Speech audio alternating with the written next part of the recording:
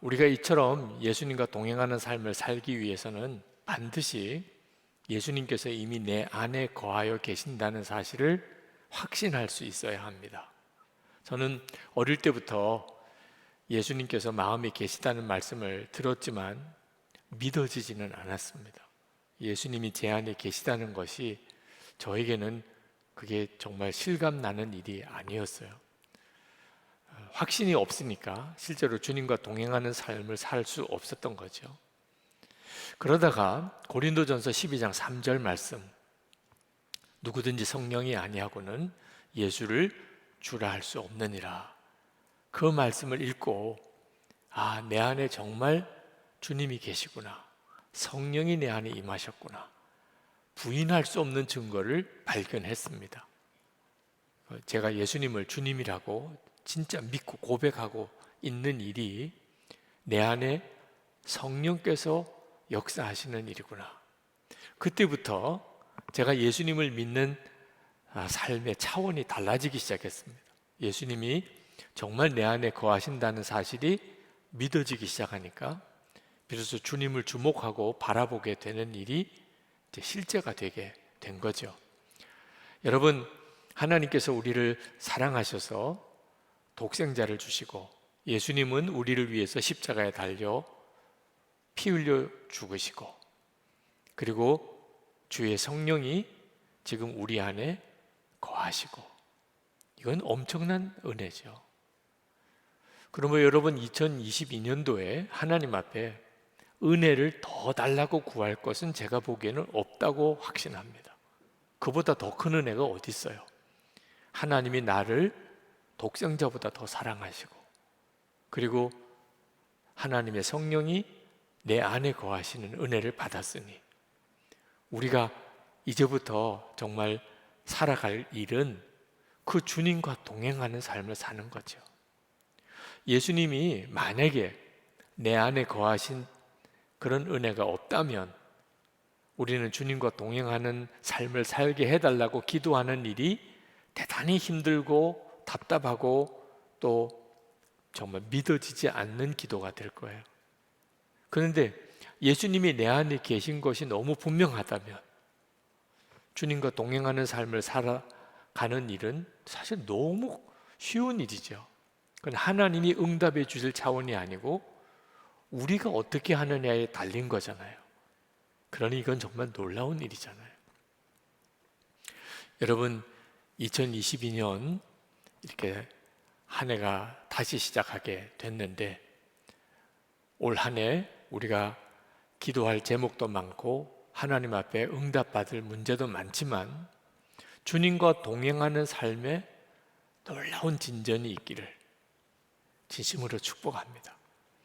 근데 주님은 우리 안에 거하시는데 실제로 예수님과 동행하는 삶을 사는 그리스도인이 적은 이유는 뭘까요? 예수님이 다 우리 안에 계신데 주님과 동행하는 기쁨과 은혜를 누리는 성도는 그렇게 많지 않습니다. 이유는 빛이신 예수님이신데 우리가 빛보다도 어두움을 더 좋아하기 때문입니다.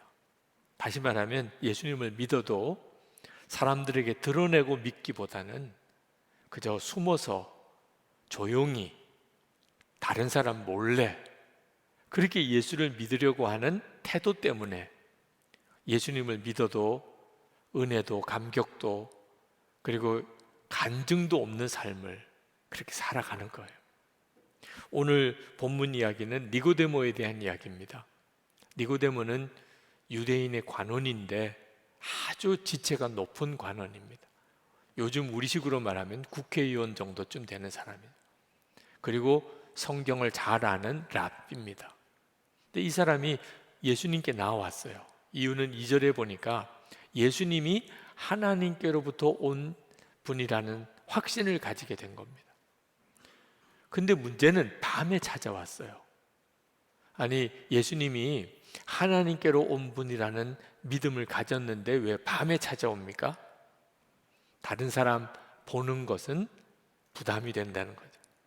자기가 신분도 참 높은 신분이고 또 성경에 대해서도 많이 아는 랍비인데 자기가 예수님을 찾아오는 것을 다른 사람이 보는 것은 조금 꺼림직하다. 그래서 밤에 찾아온 거죠. 여러분, 예수님을 믿고도 꼭 니고데모 같은 태도를 가지고 있는 분들이 있습니다. 예수님께서 니고데모에게 누가 도대체 어둠을 더 좋아하느냐? 죄 지은 사람, 악한 사람이 어둠을 더 좋아한다고 말씀하셨어요. 19절, 20절에 보면 빛이 세상에 들어왔지만 사람들이 자기들의 행위가 악함으로 빛보다 어둠을 더 좋아하였다. 악한 일을 저지르는 사람은 누구나 빛을 미워하며 빛으로 나오지 않는다. 그것은 자기 행위가 드러날까 보아 두려워하기 때문이다. 악한 사람은, 죄 지은 사람은 빛보다 어둠이 더 좋습니다. 그래서 숨으려고 그러고 자기를 감추려고 그러고 혼자만의 믿음을 가지려고 하죠. 근데 니고데모는 존경받는 사람이었어요. 성경에 대해서도 많이 아는 랍비였습니다. 근데 니고데모도 예수님을 몰래 믿으려고 했었다는 거예요. 사람이 가지고 있는 본성의 악함을 그대로 보여주는 거죠. 근데 니고데모만 아니고 실제로 예수 믿는 성도들도 참 많은 성도들이 드러내고 믿기보다 그냥 숨기고 믿으려고 하는 분들이 많습니다. 다른 사람 모르게 예수 믿는다고 말 꺼내면 손해볼까 봐 부담되니까 다른 사람들의 시선이 그게 자기에게 주목되는 게 싫어서 그냥 안 믿자는 건 아닌데 그냥 숨어서 예수 믿으려고 하는 분들이 많아요. 그것 때문에 예수님을 믿어도 답답하기도 하고 좌절도 되고 간증도 없고 역사도 없이 그렇게 신앙생활 하는 겁니다. 니고데모가 이처럼 밤에 예수님을 찾아온 것은 예수님을 진짜 몰랐기 때문이에요. 예수님을 믿어도 이렇게 숨어서 예수 믿으려고 하는 분들은 다 이유가 있습니다. 예수님을 인격적으로 만나는 진짜 만남이 없었기 때문입니다. 니고데모가 예수님이 하나님께로부터 온 분이라고 그렇게 믿었던 이유가 뭐냐면 표징 때문입니다. 2절 말씀에 이렇게 말합니다. 하나님께서 함께 하지 않으시면 선생님께서 행하시는 그런 표징들을 아무도 행할 수 없습니다. 물을 포도주로 바꾸는 가나 혼인 잔치집의 기적과 같은 그런 기적을 예수님이 행하는 걸 보고 이분이 하나님께로부터 온 분이구나 그렇게 믿었다는 거예요. 이렇게 표징을 가지고서 예수님을 믿으려는 분들은 다 니고데모처럼 이렇게 혼자 숨어서 몰래 예수를 믿고 싶어 하게 됩니다. 왜냐하면 항상 기적이 일어나는 것은 아니니까요. 오히려 예수를 믿고 손해보는 일, 예수를 믿는 것 때문에 고난당하는 일, 그런 일들을 실제로 우리가 겪어요. 그러니까 기적이 일어나고 모든 일이 잘 될 때는 예수를 잘 믿는 것 같은데 핍박이 오고 시험이 오고 고난이 닥칠 때는 그 믿음이 그냥 무너져 버리는 분들이 많습니다. 이유는 표징을 가지고 예수를 믿으려고 했기 때문이에요. 예수 동일기 나눔방에 대해서 목사님들에게 소개를 했더니 깜짝 놀라시는 목사님이 계셨어요. 아니, 교회 안에 말 소문이 얼마나 무서운데 일기를 서로 나누면 그거 시험 감당할 수 있습니까, 목사님? 제가 그 목사님의 걱정이 이해가 안 되는 건 아니지만 그렇게 믿는 것이 참 안타깝더라고요. 여러분, 여러분의 마음 속을 이렇게 서로 나누고 빛 가운데 사는 거죠, 이제. 그게 그렇게 두렵습니까? 아니, 우리는 예수님을 영접한 순간에 이미 빛 가운데 살게 된 거예요. 예수님이, 빛이신 예수님이 우리 안에 계신데 뭘 더 숨기고 감추고 누르고 살 게 있느냐 말이에요. 히브리서 12장 1절에 분명히 우리에게 구름같이 둘러싼 허다한 증인들이 있으니 라고 이야기를 했습니다.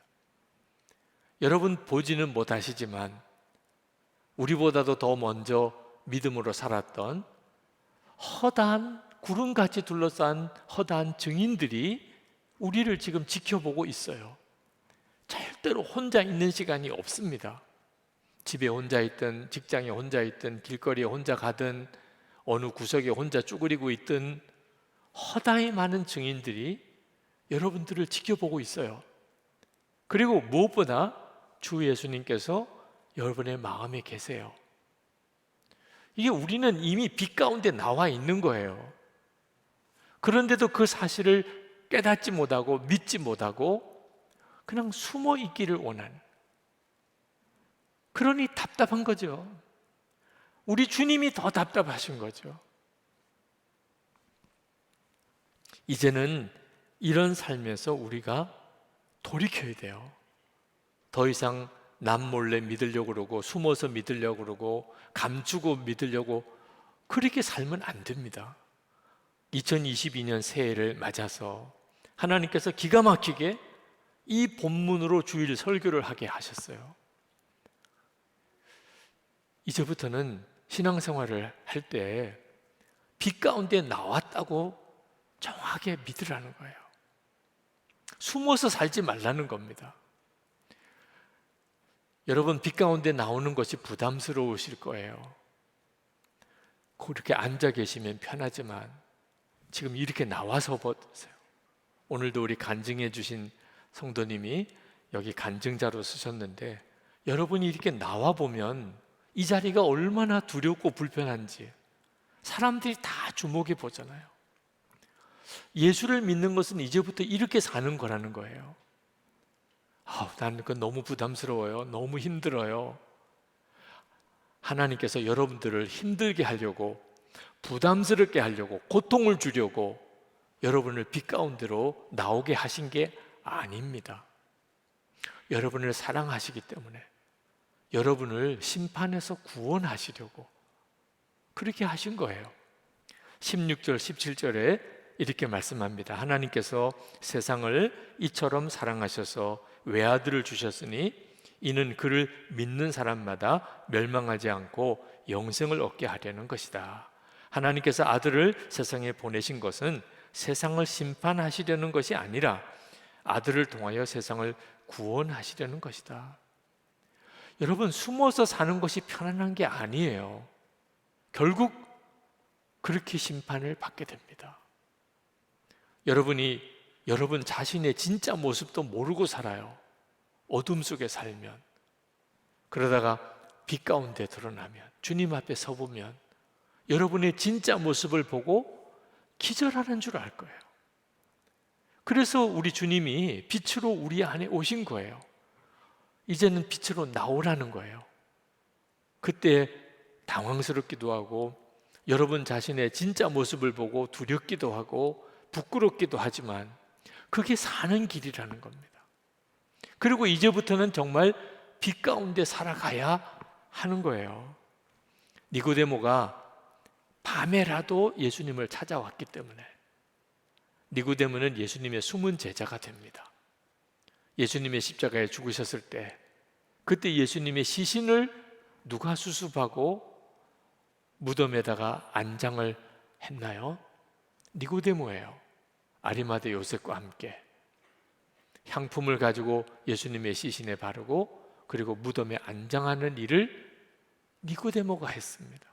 그때 예수님의 제자들 다 도망가고 베드로는 예수님을 3번이나 부인하고 저주까지 했던 그 살벌하던 순간에 니고데모가 숨은 제자였던 거죠.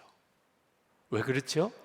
예수님께로 나아오니까, 빛이신 주님 앞에 자꾸 나아가게 되니까 그 니고데모도 은혜의 눈이 열리게 된 거죠.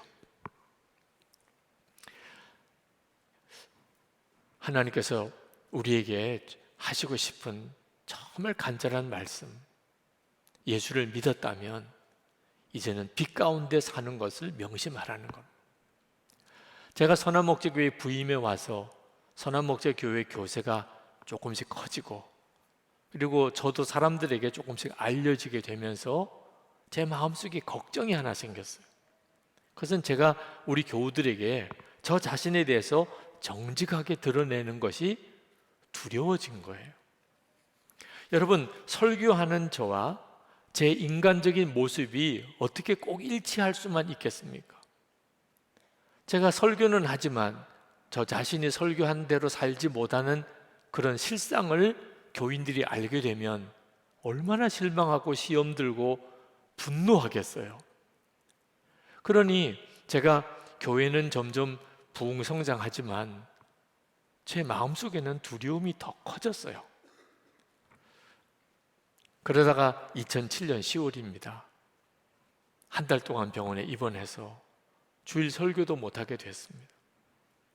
설교도 못하고 병원에 이런저런 수술을 받으면서 입원해 있는 게 너무 답답해서 병실에서 혼자서 기도하다가 방언으로 기도하고, 그러다가 정말 많이 울었어요. 무슨 기도를 하는지 모르지만 그렇게 마음이 애통해요. 그러다가 마음에 선명하게 주님의 뜻이 깨달아지는 것이 있었는데, 설교하는 것과 실제로 사는 것에 차이가 생기는 것을 작게 여기지 마라. 너무나 큰 충격이었어요. 그렇지 않아도 그 문제가 제 마음에 늘 걸리는 문제였는데, 설교하는 것과 실제로 사는 삶이 차이가 나는 것을 어쩔 수 없는 일이야, 사람이니까 할 수 없지 뭐, 이렇게 생각하면 안 된다는 거예요.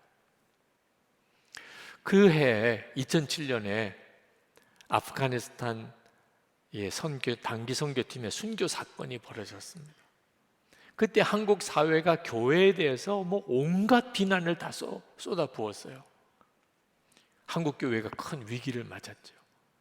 그렇지만 한국 교회가 잘못한 건 없어요. 복음을 전하러 갔고 또 어려운 사람 의료 선교하려고 간 일이니 그로 인해 가지고 그런 사고가 생기긴 했지만 잘못한 것은 없으니까 그런 어려움을 받았지만 한국 교회가 잘 견뎌나가고 있었는데, 그때 유명한 목회자들의 스캔들이 터지기 시작을 했어요. 그때는 한국 교회가 치명상을 입었습니다. 외적인 어떤 핍박보다 더 무서운 게 내적인 타락이에요. 그런 일이 벌어질 때 병원에서 주님이 제 마음에 주셨던 말씀이 너무나 강하게 다시 생각이 나는 거예요. 설교하는 것과 삶의 차이가 나는 것을 작게 여기지 마라. 너무 두려웠어요.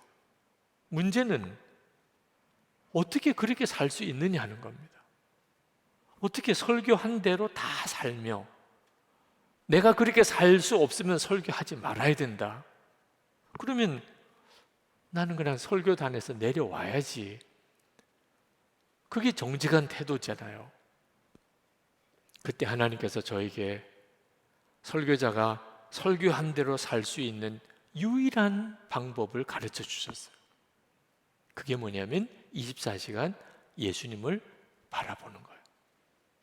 주님을 바라보는 동안에는 제가 어떻게 제 육신과 제 마음에 일어나는 죄를 따라 살 수 있겠습니까?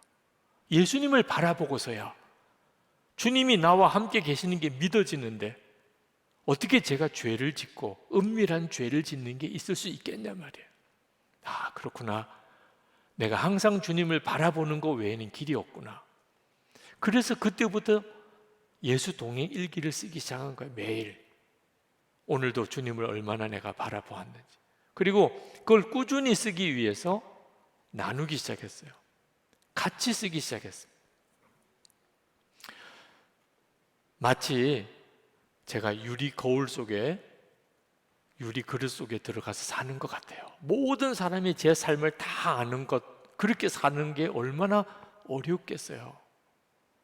어떤 때는 솔직히 좀 숨고 싶은 때도 있고, 교인들이 모르는 가운데 좀 저도 그렇게 좀 지내고 싶은 순간도 솔직히 제 안에 얼마나 많이 일어나는데, 근데 그렇게 할 수가 없어요.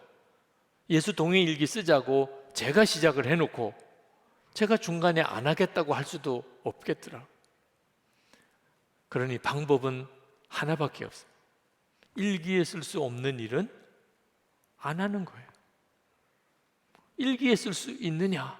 오늘 내가 이런 일을 하고 내가 저런 일을 하는데 이거 일기에 쓸 수 있냐? 아유, 이건 일기에 쓸 수 없을 것 같아.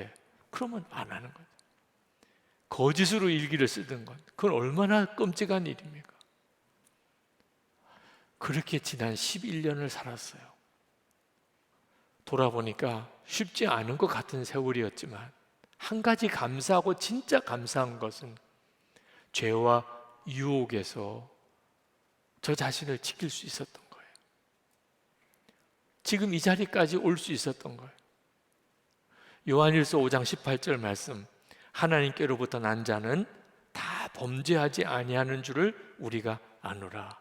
하나님께로부터 나신 자가 그를 지키심에 악한 자가 그를 만지지도 못하느니라. 이 말씀이 실제 체험이 됐어요. 야, 그렇구나. 정말 그렇구나. 그러나 죄와 유혹에서 악한 마귀의 손에서 나를 지킨 것뿐만 아니고 예수님과 친밀한 게 뭔지를 놀랍게 경험했어요. 하나님의 나라의 실제와 영광이 얼마나 크신 것을 눈을 떴어요. 지나고 보니까 정말 잘했더라고요. 그래서 교우 여러분들에게 그렇게 권해드리는 거예요. 여러분은 목사가 아니니까 그렇게 할 필요가 없는 겁니까? 진짜 예수를 믿으시기를 바랍니다. 예수를 믿으셨는데 그분은 빛이세요. 그런데 숨어서 믿고 감추고 믿고 어둠 속에 그냥 머무르기를 원하는 그런 예수를 믿는 신앙생활은 없는 거예요. 그렇게 예수를 믿을 거면 왜 예수를 믿습니까?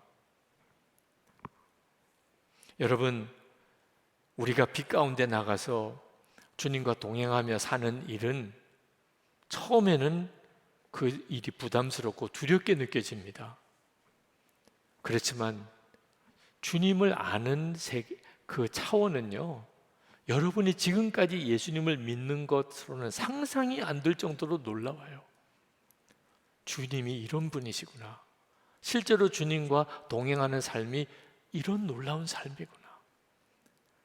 여러분이 그렇게 살아야 여러분의 가족들이 진짜 예수 믿는 사람이 어떤 사람인가를 보게 됩니다. 여러분 주변에 있는 사람들에게 여러분을 통하여 하나님은 진짜 살아계시구나 증거돼요. 이 땅에 영적 대각성이 일어나는 일에 여러분이 불씨가 될 수 있어요. 2022년 새해가 시작이 됐는데 이제 주님 앞에 갈 때까지 사람마다 다 남은 세월이 다르겠지만 이제부터 진짜 빛 가운데 그렇게 주님과 동행하면서 그렇게 내가 살겠습니다. 주님 저를 그렇게 인도해 주시기 바랍니다. 기도하시면 좋겠습니다. 새해 첫 주일에 여러분들의 마음에 하나님께서 분명하게 그 결단을 주시기를, 그 은혜의 세계로 여러분을 인도하시기를 축복합니다.